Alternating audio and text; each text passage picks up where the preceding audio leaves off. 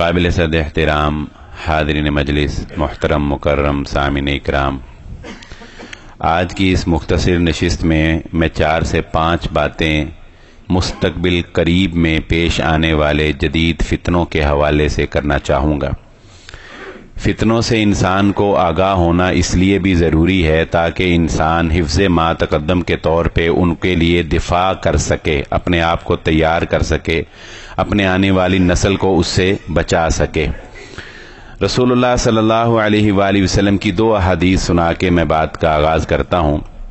ایک تو یہ ہمیں عملی شکل اس کی نظر آ رہی ہے کہ نبی صلی اللہ علیہ وسلم نے فرمایا کہ قیامت سے پہلے وہ وقت آ جائے گا جب فتنے اس طرح سے وارد ہوں گے جس طرح بارش کے قطرے ایک دوسرے کے پیچھے وارد ہوتے ہیں۔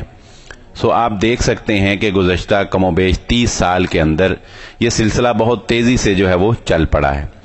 دوسری حدیث جو نبی صلی اللہ علیہ وآلہ وسلم نے بیان فرمائی وہ بھی آج کے اس دور میں بالکل اپلائی ہو چکی ہے اور ہم اپنی نگاہوں سے اس کو دیکھ رہے ہیں۔ میں اکثر کہتا ہوں کہ اس اعتبار سے ہم جو اس وقت 40 کے راؤنڈ اباؤٹ ہیں، ہم وہ جنریشن ہیں جس نے 2 ادوار دیکھے ہیں، جس نے وہ پچھلا دور بھی دیکھا ہے جو کمپیوٹرائز دور نہیں تھا، اور یہ کمپیوٹرائز دور بھی دیکھ رہے ہیں۔ بہرحال اللہ کے نبی صلی اللہ علیہ وآلہ وسلم نے فرمایا، ہر آنے والا فتنہ اپنے پیچھے آنے والے فتنے کا راستہ ہموار کرتا چلا جائے گا۔ یعنی جب ایک فتنہ آئے گا لوگ اس فتنے کے اندر مبتلا ہو جائیں گے تو اس سے بڑا فتنہ اس کے پیچھے تیار ہوگا۔ وہ پہلا فتنہ لوگوں کی ایسی ذہن سازی کر دے گا کہ اس بڑے فتنے کو قبول کرنے کے لیے لوگ پہلے سے تیار بیٹھے ہوں گے، کوئی زیادہ تگو دو، زیادہ محنت نہیں کرنی پڑے گی۔ وہ پہلا فتنہ گراؤنڈ بنا جائے گا اور پھر اس کے پیچھے دوسرا فتنہ آئے گا اور فتنے در فتنے لوگ آ کے پھنستے چلے جائیں گے۔ آپ کو مستقبل قریب میں عنقریب اس فتنے کا سامنا کرنا پڑے گا جو آپ نے زبان زد عام سنا ہوگا کہ فیس بک اپنا ایک میٹاورس ورژن لانچ کرنے والی ہے۔ یہ میٹاورس ورژن کیا ہے میں اس کے بارے میں، اور یہ ورچوئل ریالٹی کی ایک دنیا ہے، ایک نئی دنیا، گوگل کہہ لیں یا شیطانی دنیا، ایک نئی دنیا آپ کے سامنے متعارف کروانے جا رہی ہے۔ یہ موبائل فون، اس کے نقصانات ہمارے سامنے ہیں اور اس کے اندر اس طرح محو ہو چکے ہیں ہمارے نوجوان، یہ آپ کو پتہ ہے۔ یہ دنیا کیسی دنیا ہوگی؟ یہ ایک تخیلاتی دنیا ہوگی جو تخیلاتی طریقے سے آپ کو حقیقی دنیا کے اندر لے جائے گی۔ میں اپنی بات کو تھوڑا سا مثال سے سمجھاتا ہوں۔ آپ کو چند ایسے گیجٹس دیے جائیں گے، لانچ کیے جائیں گے۔ مثال کے طور پہ وہ گیجٹس جو ہیں وہ کوئی اینک ہو سکتی ہے، 3D اینک ہو سکتی ہے، وہ کوئی ہیلمٹ ہو سکتا ہے، وہ کانوں کو لگانے والا کوئی ہیڈ فون ہو سکتا ہے، وہ پاؤں میں پہننے کے لیے کوئی شوز ہو سکتے ہیں جن سے آپ کو تھرتھراہٹ سی محسوس ہو۔ ہوگا کیا؟ وہ سمجھیے ہوگا کیا؟ ہوگا یہ کہ آپ کے دماغ کے ذریعے سے آپ کے جسم کو کنٹرول کیا جائے گا۔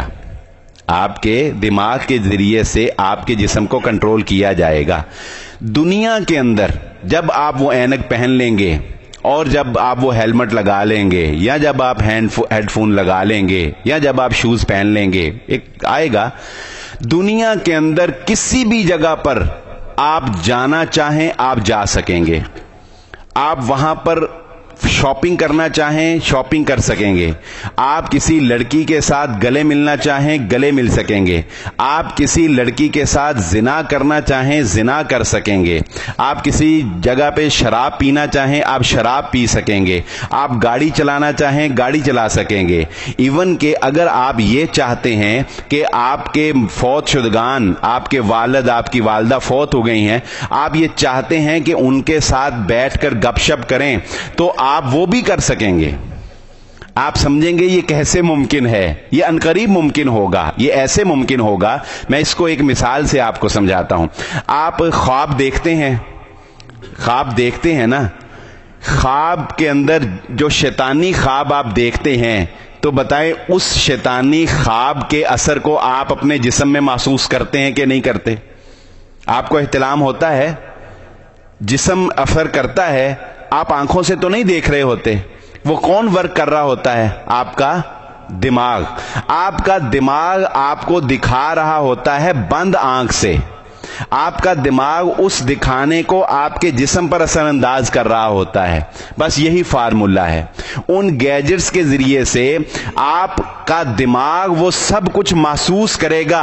आप फिजिकली नहीं कर रहे होंगे, लेकिन आपको लगेगा ऐसे ही जैसे आप कर रहे हैं। आपको लगेगा ऐसे ही जैसे आप कार चला रहे हैं। जिन लोगों ने 3D ऐनक्स देखी हैं या 3D ऐनक में कोई मूवीज देखी है, वो इसको बड़ी अच्छी तरह समझ सकते हैं कि 3D ऐनक लगा के जब आप कोई मूवी देखते हैं या जब आप कोई देखते हैं वीडियो, तो आपको ऐसे ही लगता है जैसे आप फिजिकली वहां पर मौजूद हैं। ये जो बच्चे 3D ऐनक लगा के पबजी गेम्स खेलते हैं, उनको क्यों इतना मजा आ रहा होता है? उनको इसलिए इतना मजा आ रहा होता है कि उन्हें ऐसे लग रहा होता है जैसे फिजिकली वो बंदे मार रहे हैं, वो खुद लड़ रहे हैं, वो खुद काम कर रहे हैं। तो अनकरीब फेसबुक वो मेटावर्स अपना लॉन्च करने जा रही है, जो आपके नौजवानों को इस कदर गुनाह के करीब कर देंगे कि आप अंदाजा लगाइए कि गुनाह को महसूस करके जब वो अपने फिजिकली उसको महसूस करेंगे तो क्या गुनाह से बचना कुछ आसान रह जाएगा? यानी अभी तो मोबाइल नहीं छूट रहा हमसे, जिसमें अभी हम इसको फिजिकली महसूस नहीं करते ना, लेकिन इसने जान जो है छोड़ी है। चाहे जाए कि आप बाकायदा आंखों से देख रहे हो कि आप किसी के साथ बदकारी, किसी के साथ शराब नोशी, कुछ भी आप कुछ भी चाहेंगे करेंगे। ये है वो शैतानी दुनिया जो अनकरीब आपके बच्चों के सामने पेश कर दी जाएगी। दूसरा फितना जो अनकरीब आपके सामने पेश किया जाएगा वो क्या है, जिस पर वर्किंग हो रही है। और मैं ये सुन के हैरान हुआ कि आपके, जब इसमें मैंने सर्च की, कि आपके लाहौर के अंदर एक ऐसी बिल्डिंग तामीर होने जा रही है या हो चुकी है, उस पर वर्किंग शुरू हो चुकी है। क्या होगा? आपकी आने वाली नस्ल को यह बताया जाएगा। और यहां पर मैं अल्लाह के नबी सल्लल्लाहु अलैहि वसल्लम की उस हदीस को, बात बातें ऐसी होती हैं जिनका मैं ये समझता हूं कि समझ इंसान को बहुत लेट आती है। नबी सल्लल्लाहु अलैहि वसल्लम ने फरमाया था आंखें जिना करेंगी। हम ये हदीस पढ़ते तो थे, मगर हम यही समझते थे कि आंखों का जिना यही है कि किसी गैर महरम को देख लेना। लेकिन मैं आज कहता हूं कि आंखों से वाकई जिना होगा। आप जब मेटावर्स आएगा, जब आपकी आंखों को डिजिटल जो वर्चुअल दुनिया में आप चले जाएंगे, जब आप 3D ऐनक लगा लेंगे, आपकी आंखें जिना करेंगी और आपका जिस्म उसको महसूस करेगा। रसूलुल्लाह सल्लल्लाहु अलैहि वसल्लम ने फरमाया, मुहम्मदुन फर्कुम बैनन नास, मुहम्मद वो जात है जो लोगों के दरमियान फर्क करने वाली है। शैतान इस फर्क को मिटा देना चाहता है। आपको बताया जाएगा, देखो आप किसकी औलाद हो? हजरत इब्राहीम अलैहिस्सलातु वस्सलाम की। यहूदी किसकी औलाद हैं? हजरत इब्राहीम अलैहिस्सलाम की। ईसाई किसकी औलाद हैं? हजरत इब्राहीम अलैहिस्सलाम की। हत्ता कि हिंदू भी अपने आप को जिससे जाकर जोड़ते हैं वो हैं हजरत इब्राहीम अलैहिस्सलातु वस्सलाम। लेकिन चलो वो जरा कमजोर ताल्लुक है, ये तीन तो पक्के हैं ना, इनमें तो कोई शक नहीं। आप अल्लाह को मानते हैं या नहीं मानते? मुसलमान अल्लाह को मानते हैं, ईसाई मानते हैं, यहूदी मानते हैं, हम आखिरत को मानते हैं, वो भी मानते हैं। तो मुझे बताइए, अगर हम ये मस्जिद, ये गिरजा, ये अलग अलग तफरीक खत्म करके एक इमारत ऐसी बना लें जिसमें मुसलमान भी इबादत करें, यहूदी भी इबादत करें, ईसाई भी इबादत करें, तो बताएं इससे अच्छी बात और क्या हो सकती? लड़ाइयां खत्म हो जाएंगी ना, फसाद खत्म हो जाएंगे, मुल्क एक दूसरे पे हमले कर रहे हैं, ये सलीबी जंगों का सिलसिला खत्म हो जाएगा ना। तो अनकरीब आपके बच्चों को ये बताया जाएगा और आपकी नस्ल को ये बताया जाएगा, और अगर जिंदगी रही तो आप अपनी आंखों से देख लेंगे, मिक्स इबादत गाहें दुनिया के अंदर कायम की जाएंगी, मिक्स इबादत गाहें। और अल्लाह रब्बुल इज्जत फरमाते हैं, व अन्नल मसाजिद लिल्लाहि फला तदउ मअल्लाहि अहदा, मस्जिदें अल्लाह का घर हैं, इनमें शिरक नहीं हो सकता। मस्जिदों में अल्लाह के अलावा किसी और को पुकारा नहीं जा सकता। मस्जिदों में हजरत ईसा अलैहिस्सलातु वस्सलाम को अल्लाह का बेटा नहीं कहा जा सकता। मस्जिदों में अल्लाह का घर है, यहां पर सिर्फ अल्लाह की इबादत होगी और मस्जिद का ताल्लुक ही मुसलमान से।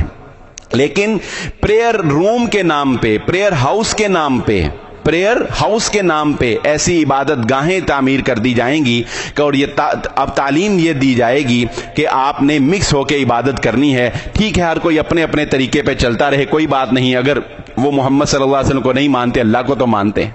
तो ये एक आने वाले फितना में, जदीद दौर में आपके बच्चों को मिलेगा। इससे अभी से अपने बच्चों को गाइड करना शुरू कर दे। तीसरी बात, آج تک دیکھیں اختلاف ہونا ایک الگ چیز ہے، علماء کے مابین اختلاف ہونا ایک الگ چیز ہے.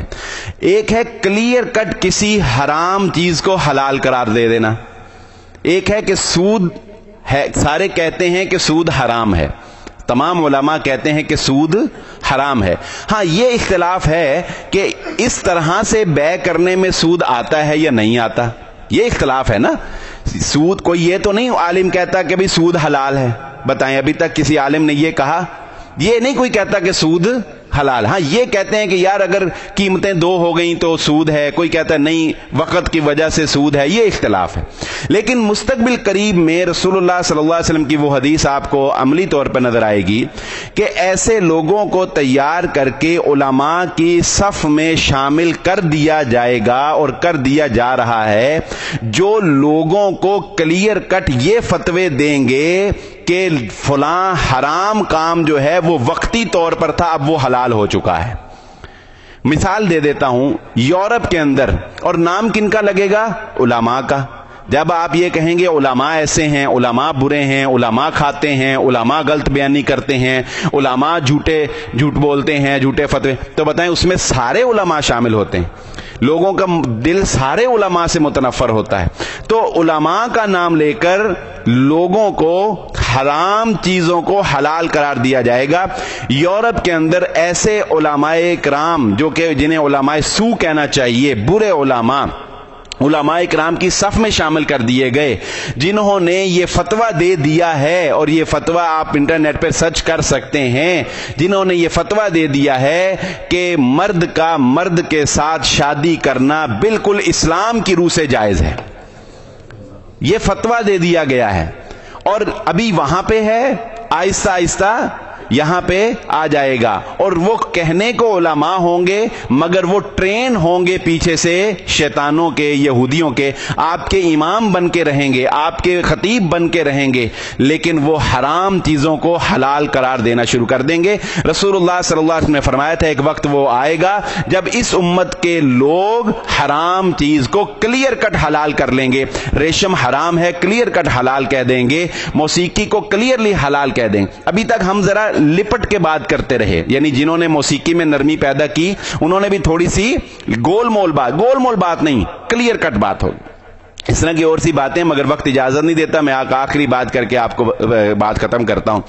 دیکھیں، جب برائی نہ رہے، جب گناہ کو آپ گناہ نہ سمجھیں تو اس وقت اس کو چھوڑنا اور مشکل ہو جاتا ہے. ہاں ایک ہے آپ گناہ کو گناہ سمجھتے ہیں تو چلو وہ تو آپ اس کو نہیں قریب جائیں گے. مثال کے طور پہ شراب نوشی ہے. اب شراب نوشی کلیئر کٹ ہے، ہمیں پتا ہے کہ نشہ ہے اور حرام ہے، ٹھیک ہے، ہم اس کو اچھا نہیں سمجھیں گے، کوئی قریب نہیں جائے گا، کوئی پیتا بھی ہوگا اس کو برا کہیں گے. لیکن ایک ہے کہ شراب کی طرح کا نشہ آپ کو کسی اور جدید طریقے سے دے دیا جائے اور آپ اس کو فیشن سمجھ کے حاصل کریں، تو بتائیے گناہ سے بچنا کتنا مشکل ہو جائے گا. آپ کے لاہور کے اندر اور فیصل آباد کے بھی چند ہوٹلز کا مجھے علم ہوا ہے جن کے اندر یہ نشہ لانچ کر دیا گیا ہے. وہ نشہ کیا ہے؟ آپ کا بچہ ہوٹل میں کھانا کھانے جائے گا، ٹھیک ہے، ہوٹل میں اس نے کھانا کھایا، لیکن ہمارے نوجوانوں میں آپ کو پتا ہے معاملات ایسے ہیں کہ ذہنی ڈپریشن اور انزائٹی اور یہ جو لڑکے لڑکیوں کا چکر اس وجہ سے بہت بڑھ گیا ہے نا. تو ہوٹل کا ویٹر ان کو کہے گا کہ سر آپ ریلیکسیشن چاہتے ہیں؟ وہ کہے گا جی چاہتا ہوں. وہ دیکھ لے گا نا کہ یہ شیشہ پی رہا ہے، یہ سگریٹ پی رہا ہے، یہ ذرا پریشان ہے. تو ایک نشہ آ گیا ہے، ماسک کا نشہ. لاہور کے ہوٹلوں کے اندر ایلیٹ کلاس ہوٹل، چھوٹے موٹے نہیں، ایلیٹ کلاس، اس کا کیا کام ہے؟ ایک خاص قسم کی گیس ہے کہ جو آپ ماسک لگاتے ہیں وہ گیس آپ کے ناک کے ذریعے سے آپ کے اندر جاتی ہے. صرف 4 سے 5 سیکنڈ، بس 5 سیکنڈ سے زیادہ اگر ہو جائے تو بندہ زیادہ دیر کے لیے جو ہے وہ بے ہوش ہو سکتا ہے، ڈیتھ بھی ہو سکتی ہے. صرف 5 سیکنڈ کے لیے وہ ماسک لگے گا. اس کی 2500 روپیہ فیس تھی، اب شاید زیادہ ہو گئی ہو. وہ ماسک کیا کرتا ہے؟ وہ ماسک آپ کے دماغ کو سن کر دیتا ہے. گیس آپ کے دماغ میں جائے گی، آپ کے دماغ کو سن کر دے گا. پریشان آدمی کیا چاہتا ہے؟ مجھے کوئی سوچ نہ آئے، مجھے کوئی خیال نہ آئے. مجھے یہ جو نشہ کرتے ہیں یہی ہوتا ہے نا, بھول جاتے ہیں نا ایک وقت کے لیے سب کچھ. شراب اسی لیے حرام ہے, عقل پہ پردہ ڈال دیتی ہے, عقل کو معاف کر دیتی ہے. تو وہ ماسک, وہ گیس آپ کی عقل کو معاف کر دے گی. آپ بھول جائیں گے کہ غم کیا تھا, آپ بھول جائیں گے کہ اس کا کیا, اور یہ اثر 1 سے 2 گھنٹے یا آدھ گھنٹے کے لیے آپ کے اوپر طاری رہے گا, اور آپ ریلیکسیشن جب فیل کریں گے تو پھر آپ اس کے عادی ہو جائیں گے. اور کتنا یہ ڈیسنٹ نشہ ہے, کتنا یہ ڈیسنٹ نشہ ہے, نہ کسی کو پتا چلا, آپ ایک بند کمرے میں گئے, اچھے ہوٹل میں گئے. یہ ایک ایگزامپلز ہیں جو میں آپ کو دے رہا ہوں, وگرنہ بات شاید اس سے بہت آگے تک جا چکی ہے. اپنی آنکھیں کھلی رکھنی ہوں گی, اور اپنی نسل کو بچانے کے لیے ان تمام فتنوں کے اوپر ہمیں گرفت کرنی ہوگی, تاکہ ہمارے بچے اگر اس سے آگاہ ہوں گے تو اس سے بچ سکیں گے. اللہ رب العزت سے دعا ہے اللہ مجھے اور آپ کو ہر آنے والے فتنے سے محفوظ فرمائے. وآخر الدعوانا الحمدللہ رب العالمین.